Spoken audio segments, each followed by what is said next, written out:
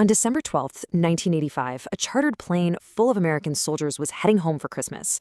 But just moments after taking off from a refueling stop in Newfoundland, Canada, it crashed.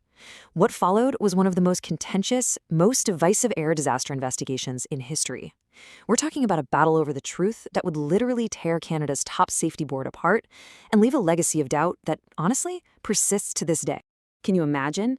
These were the last words so many families heard from their loved ones. These soldiers, they were from the famed 101st Airborne Division, the Screaming Eagles. They'd just finished a tough peacekeeping mission in the Sinai. After a really long journey, they just had one last stop to refuel in a little town called GANDER. They were so close to being home, calling their families, full of joy, with absolutely no idea that they were just minutes away from a catastrophe. The human cost was just staggering. Every single person on board, all 248 soldiers and the 8 crew members of Aero Air Flight 1285, was lost. And for a legendary division like the 101st Airborne, this was the single deadliest day in its entire history. Worse than any single day of battle they had ever fought. A whole nation was waiting to welcome its heroes home, and instead it was just plunged into mourning. So at 6:46 in the morning, in the dark and the cold, the DC-8 takes off. But right away, something is wrong. It's struggling to get any altitude.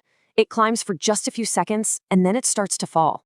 It clipped the trees just beyond the runway, crashed, and exploded into a massive fireball. The question on everyone's mind was devastatingly simple. What on earth just happened? Okay, so the Canadian Aviation Safety Board, the CASB, they're on the scene immediately, and their investigation pretty quickly starts to zero in on 2 things that might sound kind of boring, but in aviation can be absolutely lethal. The first clues started to come in from the flight data recorder and from people who saw it happen. The plane used way more runway than it should have, over 1,000 feet more. And then, once it was in the air, its speed just vanished. The data, what little there was, confirmed the plane was in something called an aerodynamic stall. And, this is crucial, the weather reports showed that Gander was getting freezing rain, the perfect conditions for ice to build. So, what is an aerodynamic stall? It's not when the engines just quit. It's when the air stops flowing smoothly over the wings, and they literally stop producing lift.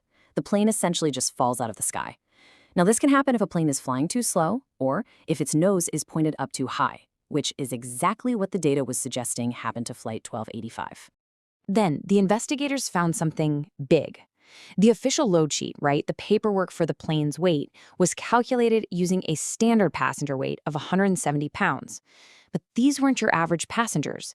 These were fit, strong soldiers carrying heavy equipment. So the investigators redid